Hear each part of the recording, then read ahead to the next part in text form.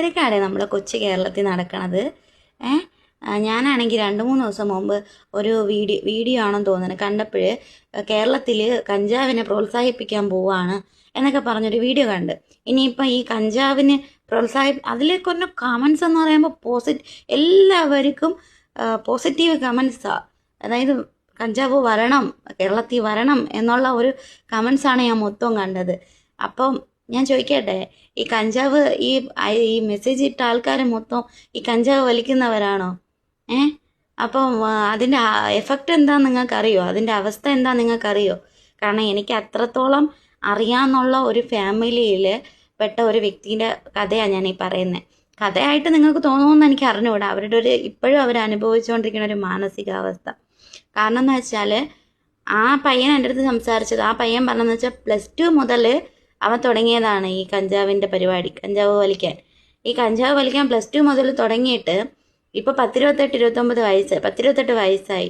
എന്നിട്ട് ഇപ്പോഴും അവൻ അതിൽ നിന്ന് മാറാൻ പറ്റിയിട്ടില്ല. ഇപ്പോഴും നല്ലൊരു ജോലിയിൽ കയറാൻ പറ്റിയിട്ടില്ല. ഇപ്പോഴും അതായത് അവനെ കണ്ടാൽ തന്നെ ആരും പറയും അവൻ എന്തോ യൂസ് ചെയ്യണുണ്ട്. കാരണം അവൻ്റെ കോലവും അവൻ്റെ രീതികളും ഒക്കെ കണ്ടാൽ ആരും പറയും.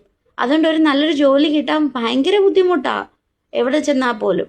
അവൻ്റെ അമ്മയുടെ കരച്ചിലുണ്ടല്ലോ, അവൻ്റെ സഹോദരിയുടെ ഒരവസ്ഥ, എന്തിരുന്ന് പറയാൻ പറ്റുമെന്ന് വെച്ചാൽ എനിക്ക് അറിയാൻ വയ്യ. കാരണം എന്ന് വെച്ചാൽ ഇത് സപ്പോർട്ട് ചെയ്യണവരടുത്താണ് ഞാൻ പറയണത്. നിങ്ങൾക്കറിയോ അതിൻ്റെ ആഫ്റ്റർ എഫക്റ്റ് എന്താന്ന്? കാരണം ഇത് മാറില്ല. ആദ്യം ഒന്ന് ചെറുതായിട്ട് വലിച്ചു നോക്കും, അപ്പം നല്ല സുഖമായിട്ട് തോന്നും. പിന്നെ അത് അവിടെ നിന്നും വീട്ടിൽ നിന്നും ഒക്കെ പൈസകൾ അടിച്ചു മാറ്റിയും ഒക്കെ ഇത് വാങ്ങിക്കാൻ തുടങ്ങും. കൊച്ചായിരിക്കുമ്പോൾ തുടങ്ങണതാണ്.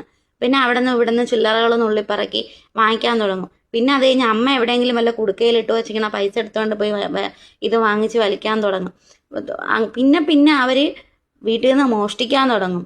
പിന്നെ അത് കഴിഞ്ഞിട്ട് അമ്മേരെ കെട്ടുതാലിയായിരിക്കും അറുത്തെടുത്തോണ്ട് പോയി ഇത് വലിക്കണത്. പിന്നെ അത് കഴിഞ്ഞിട്ട് ഇത് സെയിൽ നടത്താൻ തുടങ്ങും. ഇത് സെയിൽ നടത്തുമ്പോൾ ഉണ്ടാവുന്ന അവസ്ഥ എന്തെന്നറിയാമോ? പോലീസ് സ്റ്റേഷനിലാവും, ജയിലിലാവും, നാണക്കേടാവും.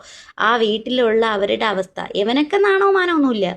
ഈ വലിക്കണവന്മാർക്ക് നാണോ മാനോ ചിന്താഗതിയോ ഇല്ലാത്തവന്മാരാണ്. കാരണം അവർക്ക് ചിന്ത ഉണ്ടായിരുന്നെങ്കിൽ നമ്മളിതിനെ അഡിക്റ്റ് ആയിക്കൊണ്ടിരിക്കുകയാണെന്നുള്ളൊരു ബോധം തളിക്കാത്തതുകൊണ്ടായിരുന്നെങ്കിൽ അവന്മാരിത് നിർത്തില്ലേ? അവന്മാർക്ക് ആ ചിന്താഗതി ഉണ്ടാവില്ല. അപ്പം ഞാൻ ഈ വ്യക്തിനെ നന്നാക്കാൻ ശ്രമിച്ചപ്പോൾ ആൾ പറയാ ഞാൻ കുറേശ്ശെ മാറുമെന്ന്. ഈ കുറേശ്ശെ എന്ന് പറയുമ്പം നാളെ ഇത് കുറേശ്ശെ നമ്മൾ ഉപയോഗിക്കാനുണ്ട്. അപ്പോൾ വീണ്ടും നമുക്ക് ആസക്തിയല്ലേ? ഒറ്റയടിക്ക് ഇത് സ്റ്റോപ്പ് ചെയ്യാൻ പറ്റണം. വല്ല കൗൺസിലിങ്ങിനോ വല്ല ഡോക്ടറെയും കാണിക്കാനുള്ള മനസ്സ് ആ വ്യക്തിക്ക് ഉണ്ടാവണം, അല്ലേ? അതുകൊണ്ട് ദൈവത്തെ ഓർത്ത് എൻ്റെ പൊന്നു സഹോദരങ്ങളെ, ദൈവത്തെ ഓർത്ത് നിങ്ങൾ ഇതിനെ സപ്പോർട്ട് ചെയ്യരുത്. കേരളത്തിൽ ഇതിനെ സപ്പോർട്ട് ചെയ്യരുത്. കാരണം എന്ന് വെച്ചാൽ ഇതിൻ്റെ ആഫ്റ്റർ എഫക്റ്റ് അത്രയും പ്രശ്നമാണ്. നിങ്ങൾ ജയിലിലാവും. അത് കഴിഞ്ഞിട്ട് ഇത് സെയിൽ നടത്താൻ തുടങ്ങും. പിന്നെ നാട്ടുകാർ വെറുക്കാൻ തുടങ്ങും, വീട്ടുകാർ വെറുക്കാൻ തുടങ്ങും. നിങ്ങൾക്ക് ആരും ഇല്ലാത്തൊരവസ്ഥയാവും. പിന്നെ നിങ്ങൾക്ക് ഭ്രാന്ത്. അതായിരിക്കും അവസാനം നടക്കാൻ പോണത്. വട്ടായിട്ട് റോഡെ അങ്ങോട്ടും ഇങ്ങോട്ടും അലഞ്ഞു തിരിഞ്ഞ് നടക്കും. ഒറ്റ മനുഷ്യനും തിരിഞ്ഞു നോക്കൂല. ആ ഒരു അവസ്ഥയിലോട്ടൊന്നും നമ്മളെ കേരളം ചെന്ന് എത്തരുത്. നമ്മളെ ഇനിയുള്ള തലമുറയെങ്കിലും ഒന്ന് രക്ഷപ്പെട്ടോട്ടെ. കൂടുതൽ ഈ 90s കിഡ്സാണ് പിന്നെ എനിക്ക് തോന്നണം ഇതിലോട്ട് അഡിക്റ്റ് ആയതെന്ന് തോന്നണം. ഇപ്പോൾ ഉള്ള കുട്ടികൾക്കൊന്നും എനിക്ക് അങ്ങനെ അറിയില്ല. ഇപ്പോഴത്തെ പിള്ളേരെ കാര്യമൊന്നും എനിക്കറിയില്ല. ഈ 90-2000 കാലഘട്ടത്തിലുള്ള പിള്ളേരെ കുറിച്ചിട്ടാണ്, അവർക്ക് കാലഘട്ടത്തിലെ കുറിച്ചിട്ട് എനിക്ക് അറിയുള്ളൂ. ഇപ്പോഴത്തെ കാര്യമൊന്നും എനിക്ക് അറിയാൻ വയ്യ. അറിയാത്ത കാര്യം ഞാൻ പറയണത് ശരിയോ അല്ല. അപ്പം അതുകൊണ്ട് ദൈവത്തെ ഓർത്ത് എൻ്റെ പൊന്നു മക്കളെ, എന്തെങ്കിലും ഒരു സാധനം ഉപയോഗിച്ചിട്ട് നിങ്ങൾക്ക് നാളെ ഇത് ചെയ്യാനോ തോന്നണുണ്ടെങ്കിൽ മനസ്സുകൊണ്ട് വിചാരിച്ചോ, നിങ്ങൾ അതിലോട്ടായി പോവുകയാണ്.